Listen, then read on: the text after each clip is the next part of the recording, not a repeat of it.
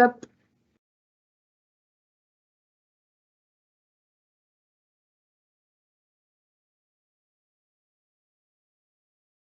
Alors, bonjour à tous et bienvenue donc à ce webinaire sur la thématique « J'embauche mon premier salarié en toute simplicité ». Il est organisé par l'URSSAF Île-de-France. Il a pour objectif de vous accompagner dans vos nouvelles démarches en tant que futur employeur. Je suis donc Annie Giton, chargée de la relation cotisant à l'URSSAF Île-de-France. Je serai accompagnée aujourd'hui par Olfa Kedim, qui est gestionnaire du recouvrement au Centre national titre emploi service entreprise, et Mourad Amarouche, chargé de mission à la direction de la relation cotisant.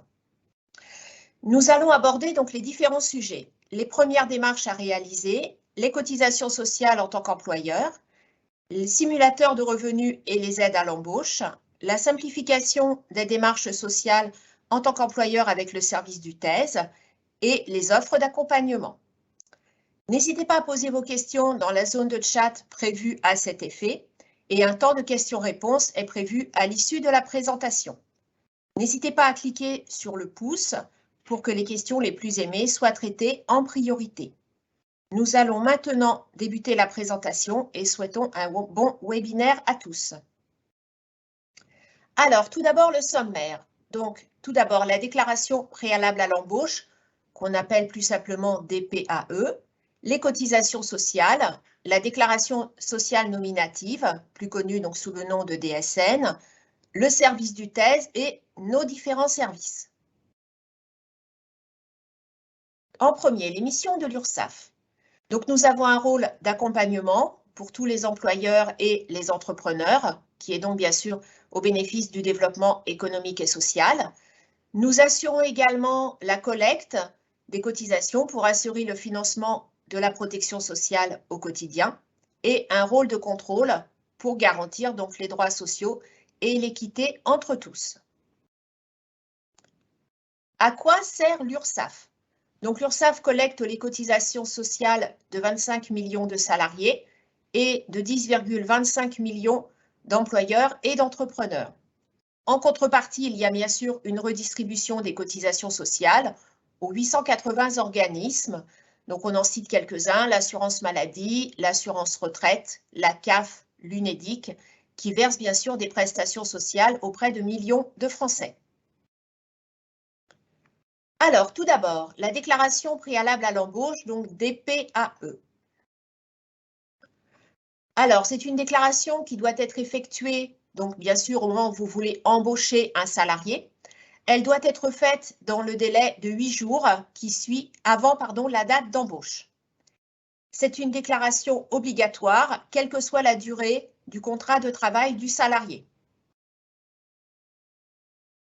Les avantages, donc 5 formalités en une, la déclaration donc, de première embauche, l'immatriculation du salarié au régime général, l'affiliation au régime d'assurance chômage, l'adhésion à un service de santé au travail et la déclaration d'embauche du salarié auprès du service de santé au travail.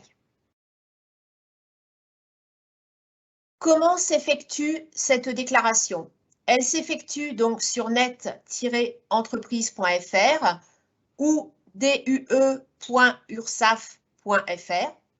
C'est par un dépôt donc, de fichiers issus de logiciels de paye. Donc, comme on l'explique, c'est une déclaration qui est faite de manière dématérialisée.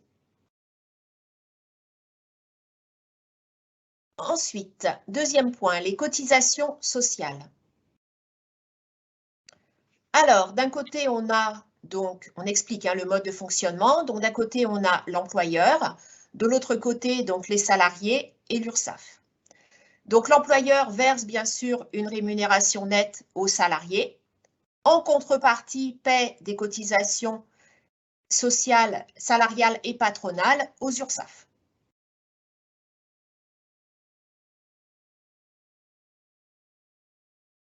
Pardon.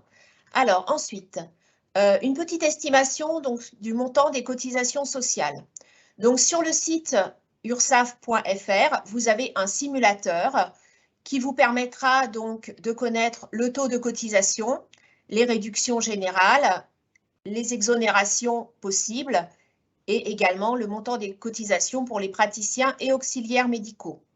Vous retrouvez également sur ce simulateur tous les taux de cotisation, les avantages en nature, les plafonds, les indemnités kilométriques, les assiettes forfaitaires et franchises de cotisation, les frais professionnels, les versements mobilité et tout ce qui est administration et collectivité territoriale.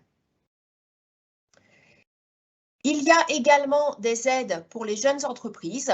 Donc, divers dispositifs sont destinés, bien sûr, à favoriser l'embauche de salariés qui peuvent ouvrir droit à des exonérations ou à des versements d'aides spécifiques. Donc, ce sont des aides à caractère général, soit ou à caractère géographique, des aides liées à la personne ou au secteur d'activité. Pour avoir plus d'informations donc sur ces aides, vous pouvez aller sur le site ursaf.fr/employeur/bénéficier d'une exonération. Troisième point, la DSN, déclaration sociale nominative.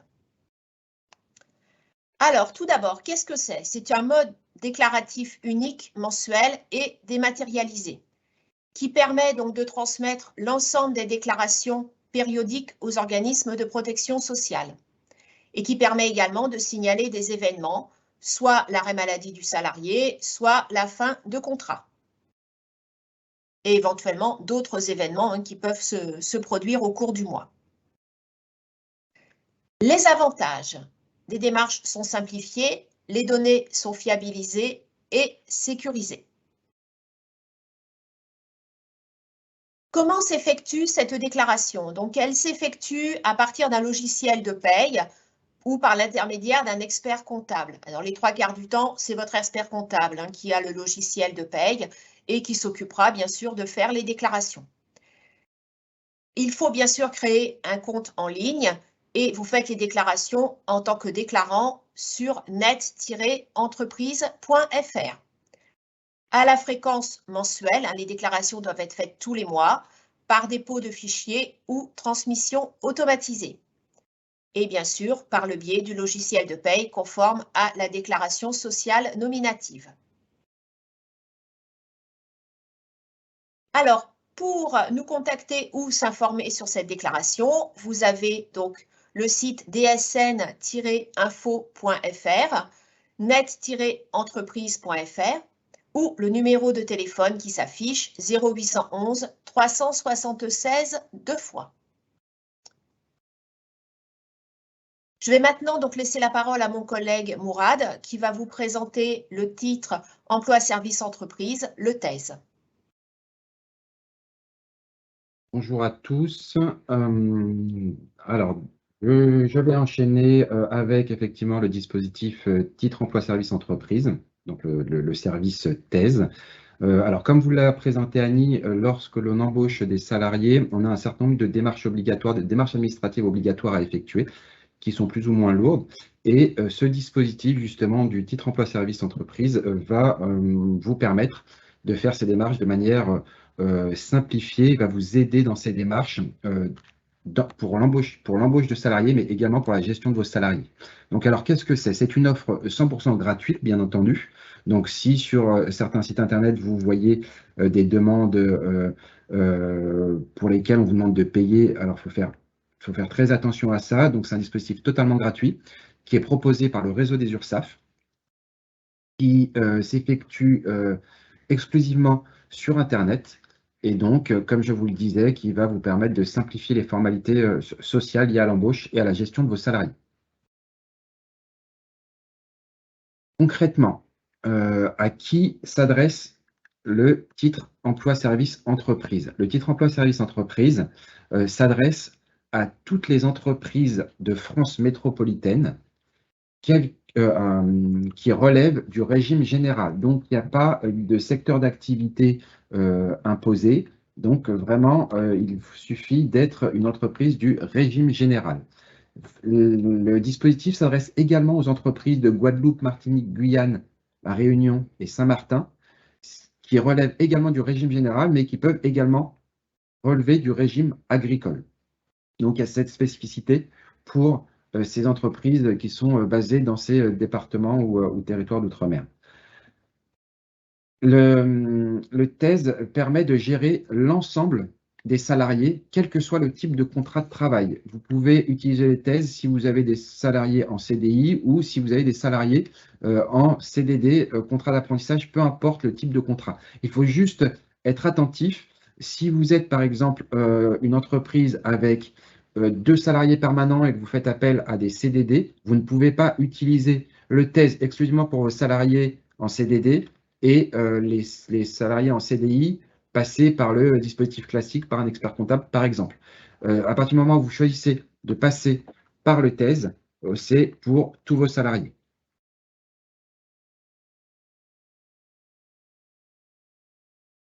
Les démarches, les étapes pour utiliser le TES. Vous allez voir que les démarches sont très, très simples. La première démarche, en fait, il faut adhérer tout simplement au dispositif. Donc, il faut se rendre sur le site www.letes.ursaf.fr. Donc, on va vous montrer juste après une image de la page d'accueil du site, de notre site. Donc, voilà, vous voyez qu'il est très, très simple. Vous avez un gros bloc, si je puis dire, avec des informations sur le dispositif et un bloc sur adhérer. Donc, vous vous munissez de votre numéro de SIRET, vous cliquez sur adhérer, vous vous laissez guider et vous verrez qu'on vous demande un certain nombre d'informations concernant votre entreprise, les contrats auxquels vous êtes affilié, etc. Donc, l'inscription est faite et une fois que vous êtes inscrit, vous avez accès à un compte en ligne, à un espace totalement dématérialisé. C'est la slide suivante et vous verrez que sur cet espace personnalisé, vous avez un certain nombre de rubriques qui vous permettent d'avoir accès à tous les services que le dispositif vous propose. Donc ça, c'est la première étape, adhérer au dispositif. Donc j'adhère au TES. La deuxième étape, qui est décrite sur la slide suivante, c'est je déclare mon salarié. En fait, pour déclarer son salarié, c'est très très simple. On utilise un volet d'identification du salarié. C'est un document qui est simple à remplir. Ça vaut déclaration préalable à l'embauche, dont vous parlez ma collègue Annie, au préalable. Donc, ce document, voilà, vous n'avez pas besoin de faire la déclaration préalable à l'embauche à partir du moment où vous remplissez votre volet d'identification du salarié. Et ce volet d'identification du salarié vaut également contrat de travail. Donc, concrètement, comment ça se passe? La slide suivante vous propose, voilà, vous présente votre espace personnel. Donc, vous avez un petit onglet en haut qui s'appelle Mes contrats, donc contrats, pardon.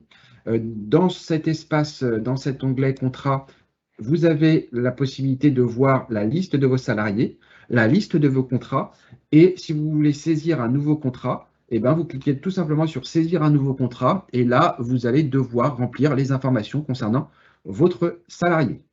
Donc ça, c'est la deuxième étape. La troisième étape, une fois que vous avez adhéré, une fois que vous avez déclaré votre salarié, en fin de mois, vous allez déclarer les éléments de rémunération. Et comment on déclare les éléments de rémunération? Encore une fois, c'est une démarche totalement simplifiée.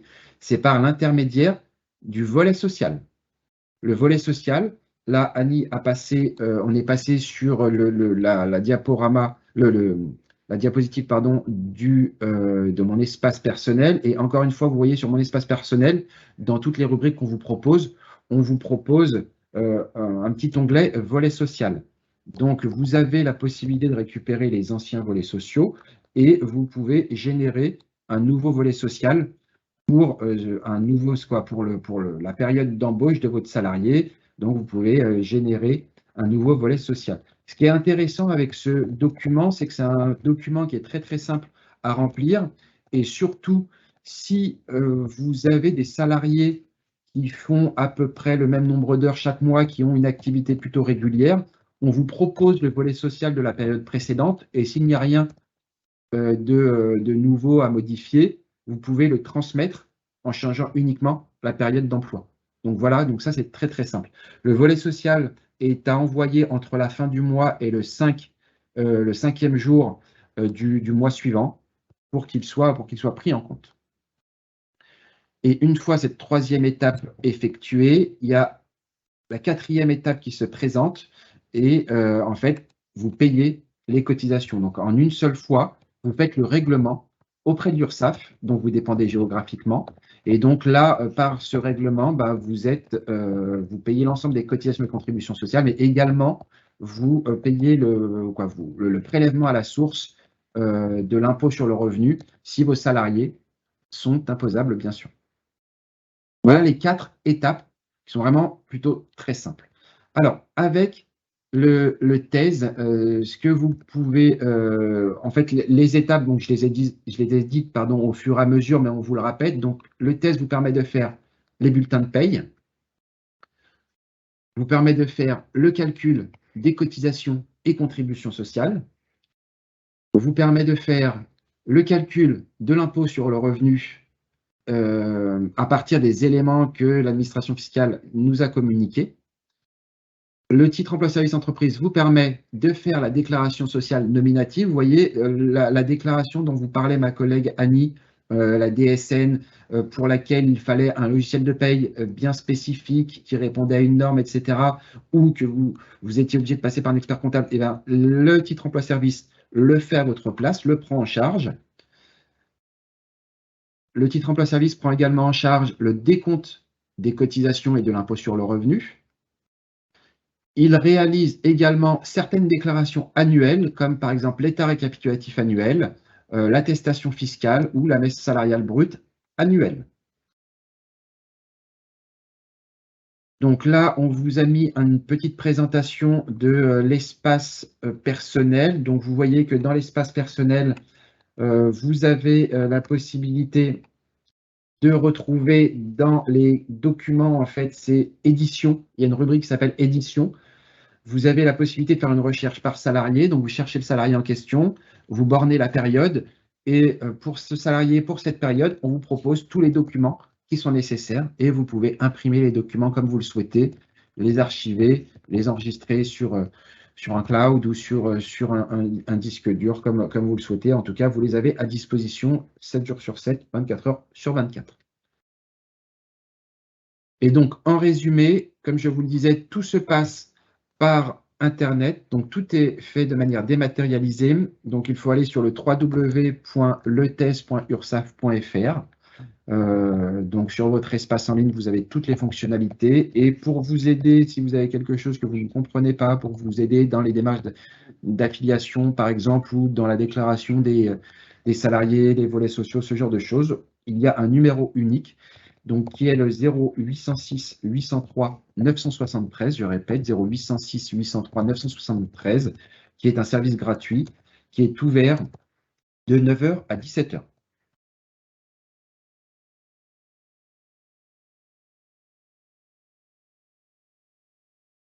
Voilà, je redonne la parole à Annie, qui va maintenant vous faire un récapitulatif, une présentation à nouveau des services qui sont disponibles. Alors, donc, les différents services de l'URSSAF.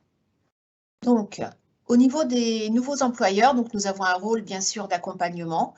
Dès la première embauche de votre salarié, vous intégrez donc un dispositif qui a été prévu pour les nouveaux employeurs et vous serez recontacté de manière automatique. Donc, durant 6 mois, nous vous accompagnerons pour vos obligations, donc dans un rôle de conseil, une ligne téléphonique et un accueil sur rendez-vous dédié, des services dématérialisés, des informations pratiques en ligne et une visite conseil en entreprise sur demande. Donc pour vous informer et nous contacter, donc vous avez le numéro de téléphone 0806 803 895, donc 0806 803 895. Vous avez bien sûr également le compte en ligne sur ursaf.fr. Donc, ces avantages, il est accessible bien sûr 24 heures sur 24 et 7 jours sur 7. Vous pouvez avoir accès aux données relatives à votre compte. Contacter notre URSSAF grâce à la messagerie. Vous pouvez nous envoyer un mail à tout moment. Vous pouvez réaliser également des demandes en ligne. Si vous avez besoin de justificatifs ou d'attestations, vous pourrez les récupérer directement sur l'espace personnel. Et comment créer le compte? Vous allez sur ursaf.fr avec votre numéro de SIRET. Vous pouvez également nous rencontrer Donc, vous pouvez prendre un rendez-vous sur un des 11 centres d'accueil que vous voyez à l'écran. Donc, vous allez sur le site www.contact.ursaf.fr pour prendre un rendez-vous. C'est vous qui choisissez la date et le créneau horaire du rendez-vous et également le centre d'accueil.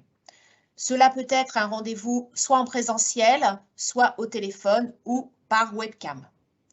Alors, une petite précision pour le service du TES, il n'y a pas d'accueil en centre d'accueil. Il faut donc soit passer par le site letes.ursaf.fr ou téléphoner au 0806 803 873 de façon à pouvoir avoir un contact avec un gestionnaire. Alors, nous avons également donc le rôle d'accompagnement pour les créateurs d'entreprises, les accueils communs avec d'autres organismes de protection sociale et également un accompagnement spécifique pour les entreprises en difficulté. Alors, différents liens utiles, ursaf.fr, due.ursaf.fr, donc ça c'est pour la déclaration unique à l'embauche, dsn-info.fr, donc pour la déclaration sociale nominative, et letes.ursaf.fr, donc pour le centre thèse. Alors, rôle d'information. Donc, il y a effectivement actuellement des mesures exceptionnelles liées au contexte actuel. Donc, vous retrouvez ces mesures et des renseignements sur www.mesures-covid19.ursaf.fr. Également des informations sur l'utilité des cotisations sociales, que vous sachiez à quoi servent bien sûr les cotisations que vous allez devoir payer, sur le site www.aquaserveslescotisations.ursaf.fr et également sur YouTube, il y a différents tutos pour vous accompagner dans vos démarches, donc les tutos de l'ursaf.fr. Alors, nous allons maintenant prendre un moment pour répondre aux différentes questions que vous avez pu poser. Notre collègue Olfan va lire et répondre à vos questions. Alors, s'il y a beaucoup de questions, nous n'aurons peut-être pas la possibilité, bien sûr, de répondre à toutes les questions, mais on va tenter de répondre au plus grand nombre. Et si votre question n'est pas traitée, nous vous encourageons à nous la transmettre sur la messagerie de votre compte en ligne. Olfa, je te laisse la parole.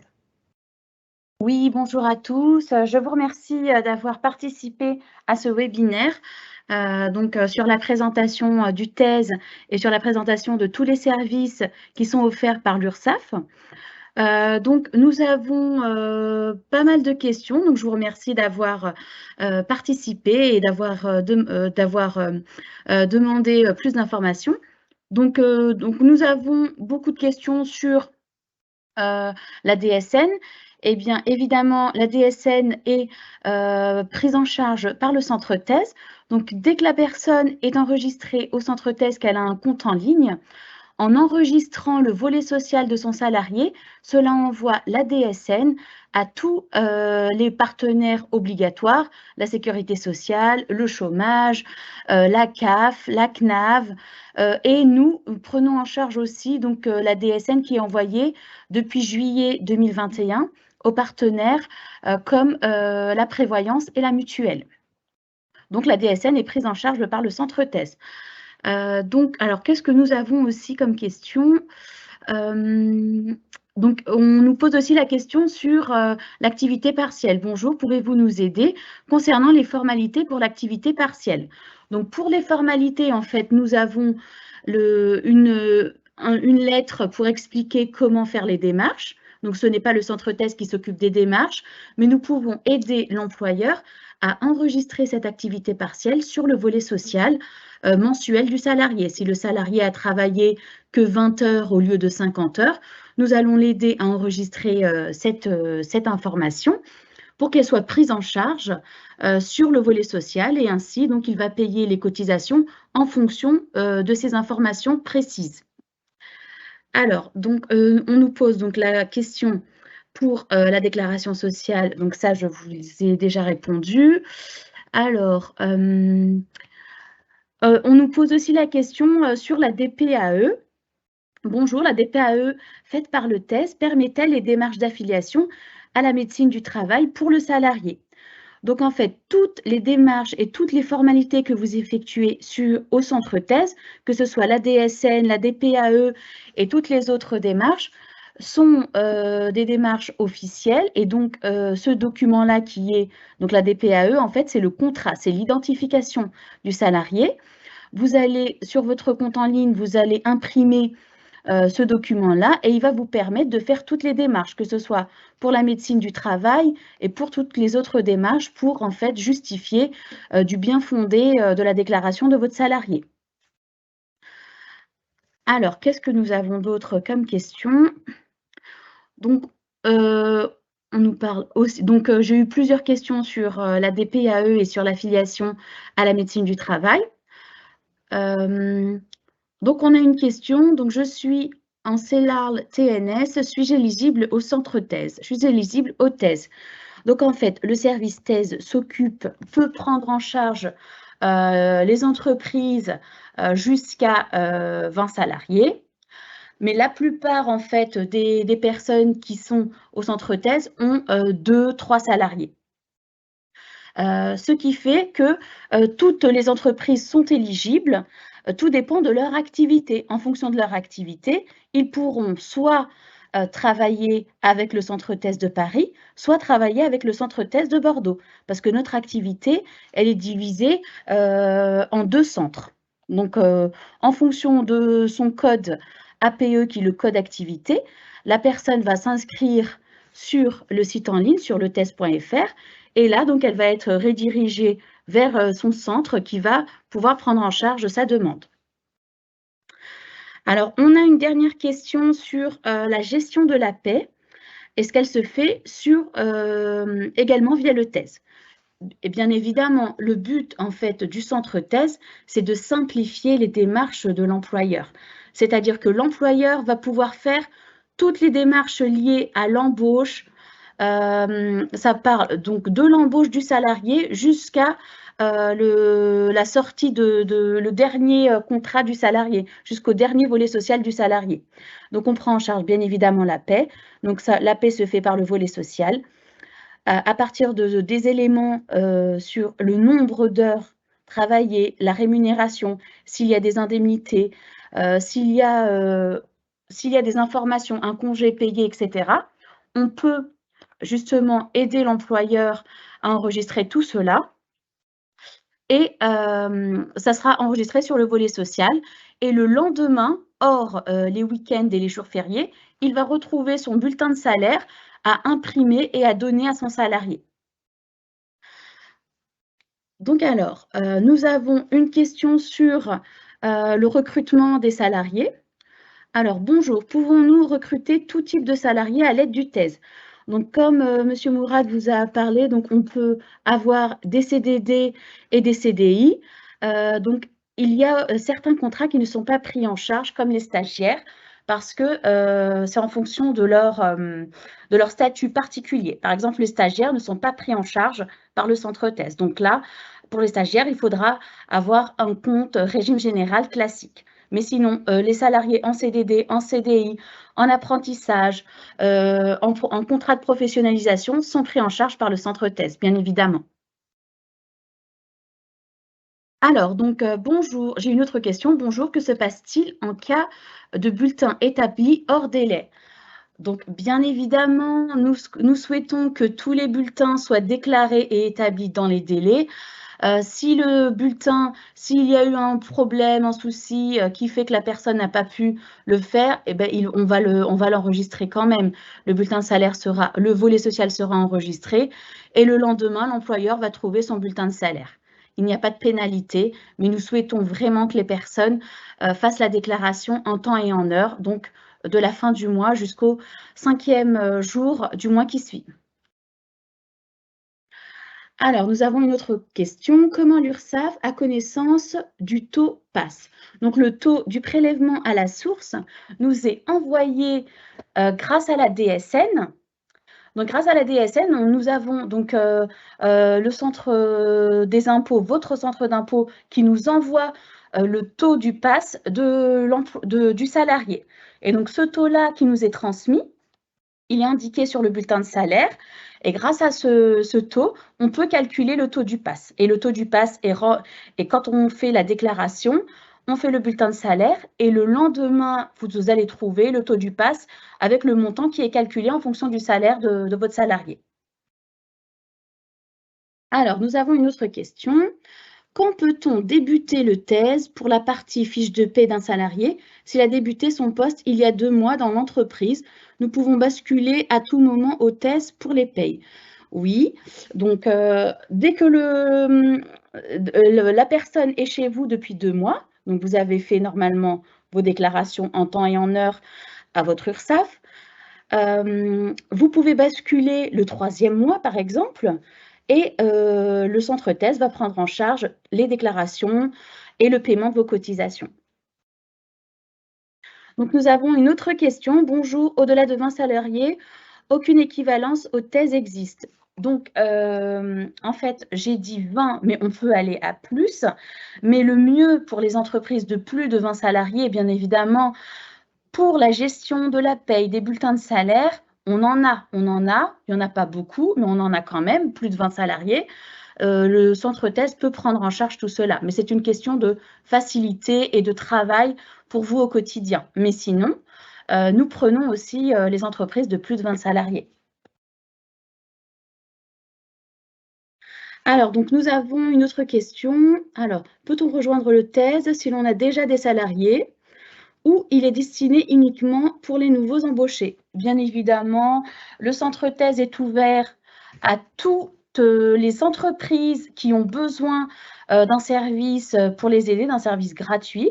Donc, si vous êtes déjà à l'URSSAF et vous avez un compte régime général, vous pouvez bien évidemment basculer au centre TES et vous serez pris en charge.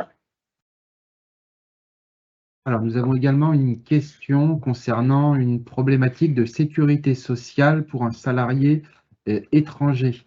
Lorsque la déclaration préalable à l'embauche est effectuée, il y a des liaisons qui sont faites avec les partenaires, donc notamment la Caisse primaire d'assurance maladie, justement pour l'immatriculation des salariés. Alors, il me semble, hein, mais là c'est vraiment très particulier, qu'il y a une caisse spécifique pour gérer les salariés, les numéros de sécurité sociale des salariés étrangers.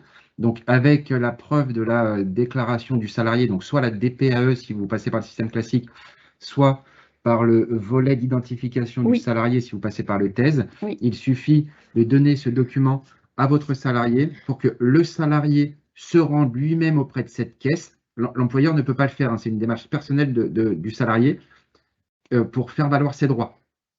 Et normalement, effectivement, on lui attribue un numéro particulier pour les étrangers ou provisoire, mais quoi qu'il arrive, ce type de numéro est pris en compte par la DSN. Oui. D'autres questions?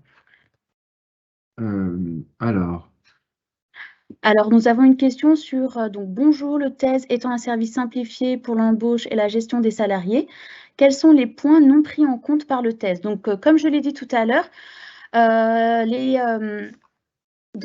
fait, les stagiaires ne sont pas pris en compte. En fait, ça dépend c'est par rapport à leur rémunération. Donc, les stagiaires ne sont pas pris en compte. Les jeunes entreprises innovantes ne sont pas prises en compte parce qu'en fait, c'est l'exonération jeune entreprise qui n'est pas prise en charge par le moteur de paye du centre TES. C'est par rapport à ça. Les associations ne sont pas prises en compte par le centre TES, mais ils ont aussi un autre service qui est le CEA. Alors, il y a une question complémentaire par rapport à la caisse spécifique pour les personnes étrangères. Je n'ai pas la réponse là tout de suite. On va essayer de la trouver avant la fin du webinaire. Mais en fait, il faut vous rapprocher de la Caisse primaire d'assurance maladie, hein, parce que c'est un établissement qui dépend de la Caisse primaire d'assurance maladie et pas de l'URSSAF. Mais on va essayer de vous trouver ça avant la fin. Alors, on a une question sur nos intervenants sont invités à avoir un statut d'auto-entrepreneur, mais existe-t-il un autre moyen pour des missions ponctuelles? En fait, vous parlez donc là, si les personnes qui sont au centre thèse peuvent avoir un autre contrat, un statut d'auto-entrepreneur. En fait, nous, on prend en compte tous les contrats, toutes les formes juridiques des entreprises, donc sauf évidemment les associations. Alors après, je vais juste mettre une petite précision. Il faut faire attention Oui. à l'emploi des auto-entrepreneurs quand on est une entreprise et Ah le oui. lien entre salariat Oui. et auto-entrepreneur. D'accord? Donc ça, après, c'est il y a des choses effectivement auxquelles il faut être très attentif. Oui. Ensuite, il y a d'autres questions qui tombent au fur et à mesure, donc on Oui. essaye de voir, de vous apporter un maximum de Vous avez été réponses. très actifs là aujourd'hui. On va essayer de répondre au maximum. Alors, quelles sont les aides à l'embauche jeunes, demandeurs d'emploi, auto-entrepreneurs n'ayant plus d'activité? Les informations sur le web ne parlent que d'aides à l'embauche qui ne sont plus disponibles. Normalement, ma collègue Annie a mis des liens dans la présentation. Quoi, c'est pas normalement. Il y a une diapo dans la présentation qui nous envoie vers un lien sur les aides à l'embauche. Alors, attendez que je ne dise pas de bêtises, je vais vous redonner le lien. Donc, il est ici. Je vais vous redonner l'adresse précise. Vous pouvez le retrouver, hein. J'en profite pour vous dire que la présentation qu'on a effectuée est disponible en cliquant sur le lien à partir duquel vous avez participé à la présentation. Vous avez accès au replay. Donc, vous avez accès à toutes les informations. Donc, c'est soit vous avez des informations sur les mesures exceptionnelles liées au contexte actuel. Donc, c'est www.mesures au pluriel -covid.ursaf.fr. Sinon, vous avez directement sur le site ursaf.fr, vous avez des informations sur les aides. Et également, il y a un site dont on n'a pas parlé dans notre présentation, mais qui peut être très intéressant. C'est le site mon-entreprise.fr. C'est un site sur lequel vous avez la possibilité de faire des simulations de calcul et notamment des simulations qui prennent en compte les mesures d'exonération. C'est un site qui est tout à fait, c'est un site de l'URSSAF, hein, et qui est totalement à jour. Voilà. Donc, je vous invite à vous orienter vers ce site également. Donc, je répète, mon-entreprise.fr. Alors, une question suivante. Alors, j'ai répondu que oui, qu'on pouvait prendre en compte la gestion de la paie et on nous repose une question. Si oui, les fonctionnalités sont-elles complètes? Désignation de la mutuelle, etc. Comme j'ai dit tout à l'heure, le centre thèse prend en charge le prélèvement de toutes les cotisations sociales obligatoires, donc CAF, CNAV, retraite, sécurité sociale, etc.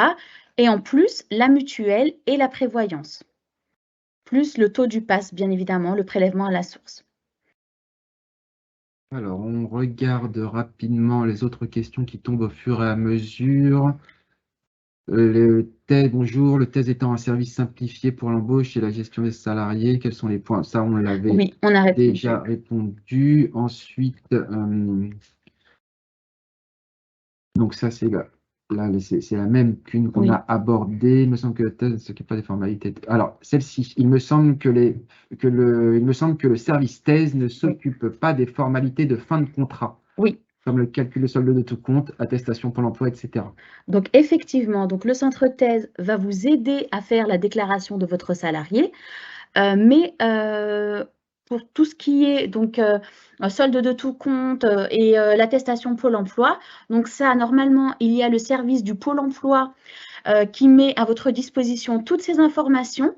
Il faut juste se connecter à votre compte Pôle emploi en tant qu'employeur et va vous donner, en fait, il y a des cases pré-remplies pour vous aider à faire ces déclarations-là. Une autre question concernant une entreprise du BTP. Puis-je adhérer aux thèses pour une entreprise de BTP avec des bulletins de paye contenant les indemnités de trajet, l'indemnité de panier, tout ce qui est spécifique Oui. en fait au BTP.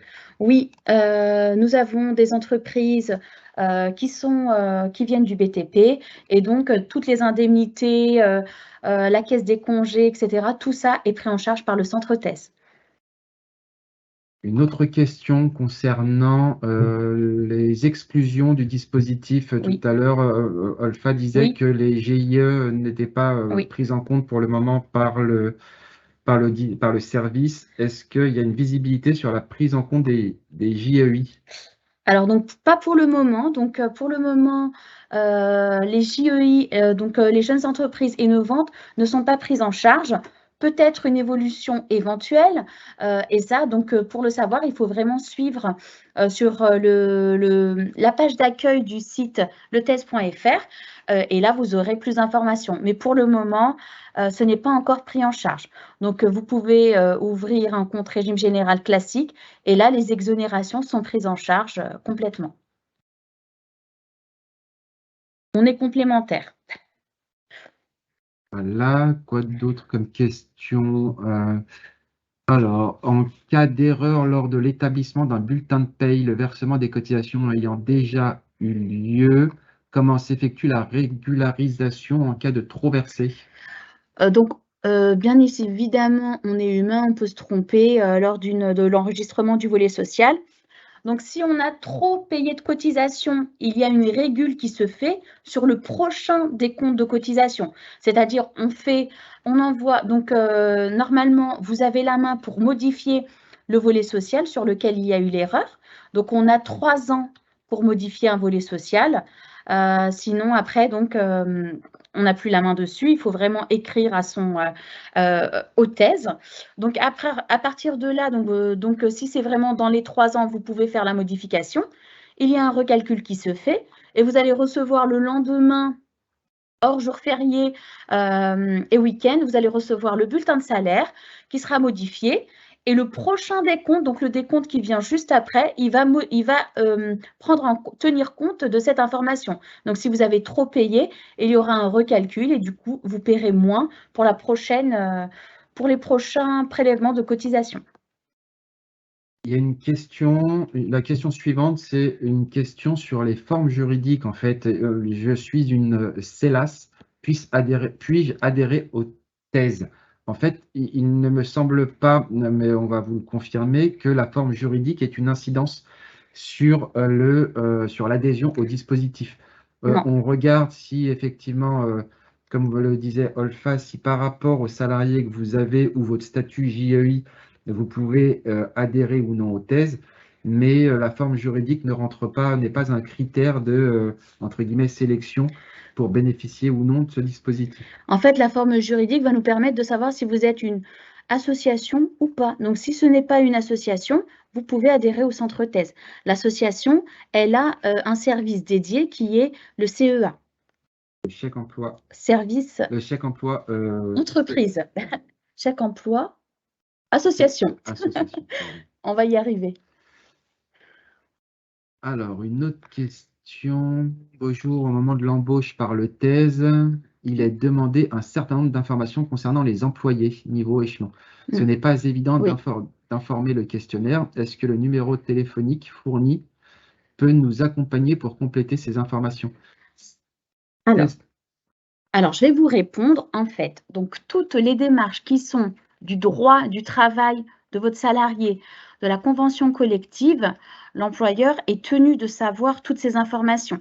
Le centre thèse est là pour vous aider, pour vous accompagner pour ces déclarations. Donc, il va vous dire où mettre les informations dans les bonnes cases. Mais l'information en elle-même doit être fournie par l'employeur. Parce que nous, on vous accompagne, mais il faut avoir ces informations. Donc, il faut voir avec la directe qui est maintenant la DREETS, D-R-E-E-T-S. Donc, il y a un site dédié en fonction de votre région. Et en fonction, vous avez le lieu le plus proche de chez vous. Vous pouvez regarder sur Internet. Vous pouvez leur téléphoner ou leur envoyer un message. Et vous avez aussi votre convention collective qui peut vous aider pour connaître les échelons, les niveaux, etc. Donc, nous, le centre thèse, on va vous aider à mettre cette information, mais l'information est précieuse et vous devez la trouver. Et on vous oriente vers les Oui, bons interlocuteurs pour avoir accès à, oui, à la bonne convention oui. collective qui vous permet d'avoir vraiment les informations nécessaires pour l'inscription. Donc, on publie cette Oui. question. Ensuite, bonjour, est-il possible d'accorder des primes via le TES? Oui. Oui, alors donc les primes sont à déclarer en fonction de la nature de la prime. Donc par exemple, dernièrement, quand il y a eu la prime dite Macron, on a eu la possibilité de la déclarer. C'était une prime qui était sans cotisation sociale. Donc on a des cases bien spécifiques sur le volet social pour enregistrer les primes. Il y a là par exemple dans la restauration la prime de salissure. Vous pouvez l'enregistrer aussi. Donc, toutes les primes et les indemnités dont va bénéficier votre salarié, vous pouvez l'enregistrer sur le volet social. On a fait, alors attendez, j'allais dire on a fait le tour, mais là il y a une nouvelle question qui vient de tomber. Je suis médecin en CELARL unipersonnel avec le régime des indépendants et je souhaite embaucher un salarié. Puis-je utiliser le TES, pardon? Oui, donc nous avons beaucoup de médecins qui sont adhérents aux thèses, donc pour employer donc du personnel pour leurs salariés, donc ils utilisent le TES, donc oui. C'est un dispositif effectivement qui est très mobilisé par les justement praticiens auxiliaires médicaux qui ont Oui. ce type de forme juridique. Oui. Écoutez, on a fait le tour des questions. Alors, bonjour, la gestion de la paie peut se faire également par le test. Donc oui, on a mis oui, ça on a répondu. Si oui, les Oui. fonctionnalités sont Oui. complètes. Donc ça, on y a répondu. On y a répondu. Ok, ben, on n'a pas de nouvelles questions. Il est 10h47. Je vais redonner la main à Annie pour dire le mot de clôture. Il y a 2-3 questions qui arrivent. Alors, je n'ai pas eu de réponse du... Voilà, c'est bon. J'attendais une réponse en privé et je viens de l'avoir, donc je vais pouvoir répondre à la personne en privé. Donc ça, c'est bon. Bah, Annie, je te laisse la main pour dire le mot de la fin. Merci beaucoup. Alors, donc nous arrivons à la fin de cette présentation. Merci bien sûr d'y avoir participé et on espère avoir répondu à l'ensemble de vos interrogations. Nous vous invitons bien sûr à prendre quelques instants pour répondre à l'enquête de satisfaction et nous allons donc publier le lien dans la zone de chat. Vous aurez bien sûr le lien du replay pour revoir ce webinaire. N'hésitez pas à nous suivre sur l'ensemble de nos réseaux sociaux, donc Twitter et LinkedIn. Nous disposons également d'une chaîne YouTube, les tutos de l'URSSAF, pour vous accompagner pas à pas dans vos démarches. Merci beaucoup de votre participation. Bonne journée et à bientôt. Merci, au revoir. Merci, bonne journée à tous.